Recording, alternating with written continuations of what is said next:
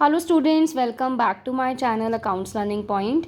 आज हम accounting for goods and service tax यानी कि जीएसटी चैप्टर का एक प्रैक्टिकल क्वेश्चन करेंगे। ये क्वेश्चन मैंने question number 7 from DK Goel book में से लिया है। इन दिस क्वेश्चन हमें श्री जगदीश मिश्रा ऑफ लखनऊ की बुक्स में हमने जर्नल एंट्रीज़ करनी है। CGST 6% है, SGST 6% है। ठीक है। 5th March purchase goods for ₹2,50,000 from Virendra Yadav of Patna. यानी कि ये किसी दूसरे स्टेट से हम गुड्स खरीद रहे हैं 2.5 लाख रुपए की। तो इस पे हम IGST लगाएंगे जो हमारा हो जाएगा 6 + 6 यानी कि 12%। 12 March sold goods costing ₹60,000 at 50% profit to Pratap Sinha of Ranchi Jharkhand. यानी कि ये भी एक अनदर स्टेट है, तो इस पर भी IGST लगेगा, लेकिन आउटपुट IGST होगा। परचेजेस करते हैं तो इनपुट IGST और सेल्स करते हैं तो आउटपुट IGST। और IGST में हम CGST का जो ये 6% और 6% है ना, हमें इसे फुल लेना होता है, यानी कि 12% हम लेंगे। ठीक है। 14 मार्च को हमने गुड्स खरीदी हैं रामनाथ ऑफ कानपुर। यानी कि लखनऊ में हम यूपी में हैं, तो यूपी में ही हम गुड्स परचेज कर रहे हैं, यूपी से ही। तो हमारा ये CGST और SGST लगेगा। Input CGST, input SGST, cheque से पेमेंट हो रही है। सोल्ड गुड्स वाराणसी, ये भी यूपी का है। 1/3% प्रॉफिट है, ट्रेड डिस्काउंट भी है और 10% ट्रेड डिस्काउंट भी है, और जो चेक मिला है बैंक में डिपॉजिट भी करा दिया है। ठीक है। पेड रेंट पे किया है बाय चेक, और लास्ट में हमें जो बैलेंस अमाउंट रहेगा GST का वो हमें सेट ऑफ करना है, यानी कि उसकी पेमेंट करनी है। तो पेमेंट करने से पहले हम देख लेते हैं हमारे पास इनपुट CGST और IGST कितना है। उससे हम आउटपुट IGST और CGST पहले सेट ऑफ कर लेते हैं। अगर हमारे पास बैलेंसिंग कुछ बचता है तो हम उसको बैंक अकाउंट से पेमेंट कर देते हैं टू द गवर्नमेंट। ठीक है। तो be with me till the end of the video. Question मैं आपके सामने ही करूँगी जैसे मैं पहले भी करती हूँ। तो ये फॉर्मेट है journal of Jagdish Mishra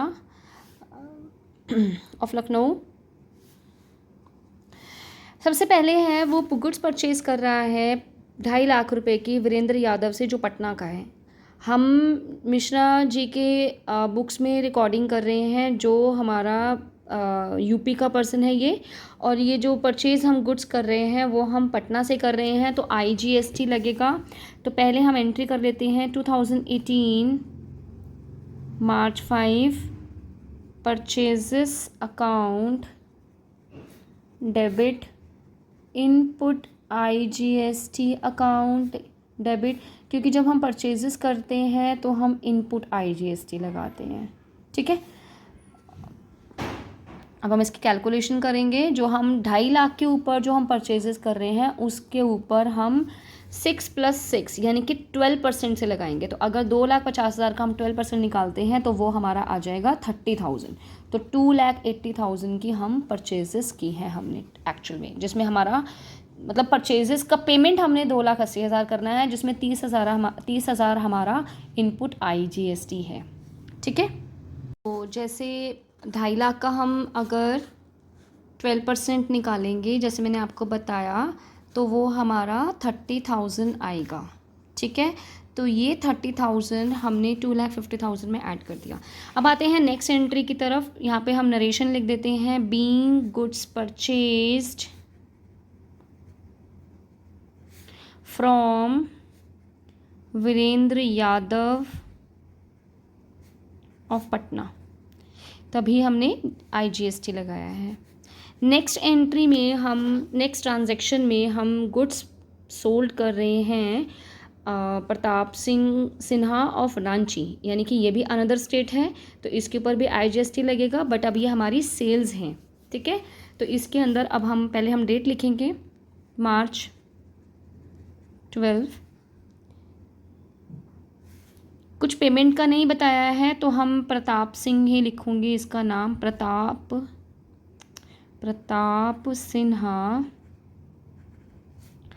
debit to sales account to output IGST।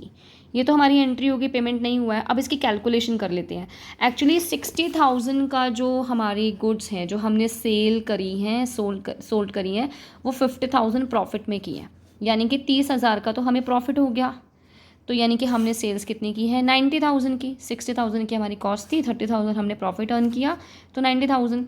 अब 90,000 के ऊपर क्योंकि IGST है तो 6% और 6% को प्लस करके हम 12% के अकॉर्डिंगली लगाएंगे। ठीक है, तो ये मेरा आ जाएगा अमाउंट 10,800। तो अब गुड्स जो बेची हमने 90,000 की, तो 90,000 की तो सेल्स हुई हैं जो गुड्स गई हैं, और 10,800 का हमने IGST हमने कलेक्ट किया है, तो 1,08,000 that is the Pratap Sinha ने हमें पेमेंट करना है। तो यहाँ पर आ जाएगा बीइंग गुड्स पर सोल्ड टू प्रताप सिन्हा। तो हमारी नेक्स्ट एंट्री है purchase on 14 March purchase goods for 70,000 from Ramnath of Kanpur UP. यानी कि यूपी से यूपी में ही, यानी कि इंट्रा स्टेट है तो इसलिए CGST और SGST लगेगा 6%। और गुड्स जो है वो परचेजेस की जा रही हैं तो इसकी हम एंट्री करेंगे परचेजेस अकाउंट डेबिट मार्च 14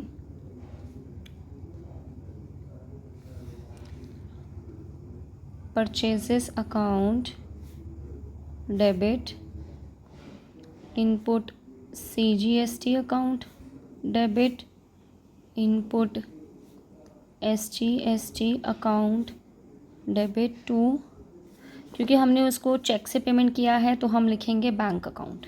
ठीक है, तो 70,000 रुपये की हमारी गुड्स थी। अगर 70,000 के ऊपर हम 6% का CGST कैलकुलेट करेंगे तो दैट इज़ 4,200। ठीक है, तो ये हमारा CGST है, तो आपको पता है सेम रेट रहता है तो 4,200 भी SGST रहेगा। तो इसका हमारा हो जाएगा 4,200 इनपुट CGST के सामने 4,200 और इसमें भी 4,200, तो ये हमारा हो जाएगा 78,400। राइट, तो इसमें आ जाएगा being goods purchased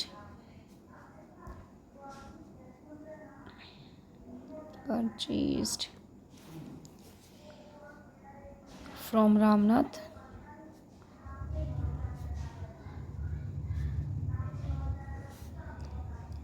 through cheque या अगेंस्ट चेक या बाय चेक भी लिख सकते थे। नेक्स्ट है हमारा sold goods at Varanasi UP costing rupees 2,25,000, 33 1/3% profit है, 10% इसमें ट्रेड डिस्काउंट है और जो चेक है वो बैंक में डिपॉजिट हो गया है। ठीक है, तो 2,25,000 का अगर हम इसका जैसे ये 33 1/3% है ना, इसको हम कैसे कर सकते हैं 33 3 यानी कि 100/3 मल्टीप्लाई 1/100, क्योंकि परसेंटेज के लिए हम नीचे 100 लिखते हैं ना, तो ये इस तरह से हम कैलकुलेट कर लेंगे 3 7 21 3 5 तो यानी कि 75,000 ये हमारा प्रॉफिट है। यानी कि जो हम गुड्स की जो सेलिंग कर रहे हैं वो 2,25,000 जो हमारी कॉस्ट थी, इसके अंदर हम प्रॉफिट का अमाउंट यानी कि 75,000 ऐड करके 3 लाख का हम गुड्स बेच रहे हैं। ठीक है, इसके ऊपर 3 लाख का जैसे हमारा बिल बना लाइक लिस्ट प्राइस है, इसके ऊपर 10% का हमें ट्रेड डिस्काउंट है जो कि 30,000, यानी कि अब जो सेलिंग हमने किया दैट इज़ 3 लाख में से हम 30,000 माइनस करेंगे यानी कि 2,70,000। और अब इस 2,75,000 जो हमारा सेलिंग प्राइस है बेसिकली, उसके ऊपर हम यूपी में ही हो रहा है तो 6% हम इसका CGST कैलकुलेट करेंगे। ठीक है, जो हमारा आ जाएगा अब 16,200। तो अगर ये हमारा CGST है तो आपको पता है सेम ही हमारा SGST। राइट, अब इसकी जनरल एंट्री कर लेते हैं। मार्च 18 हमने सेल्स किया है तो बैंक अकाउंट डेबिट। ठीक है, और क्योंकि चेक से हुआ पेमेंट आया और चेक हमने सेम डे डिपॉजिट भी करा दिया है। ठीक है, तो टू सेल्स अकाउंट, सेल्स जो हमने की थी वो बेसिकली की थी 2,70,000 की। ठीक है, और उसके ऊपर हमें हमने जो कैलकुलेट किया है that is output CGST account to output SGST account. तो ये हमने निकाला था 16,200 जो हमारा टोटल आ जाएगा यहाँ पे इधर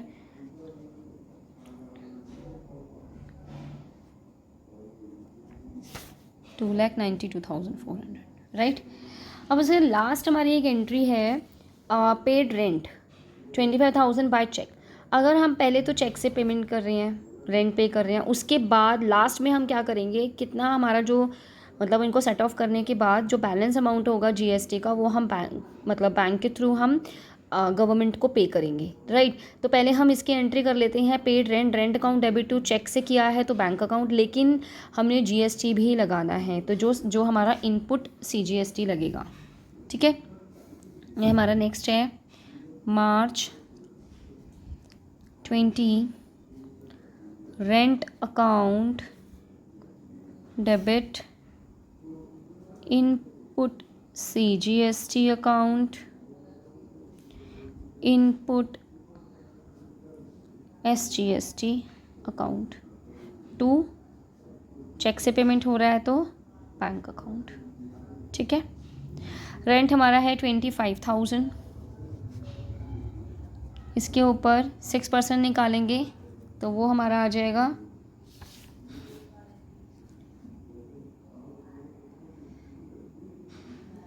1,500।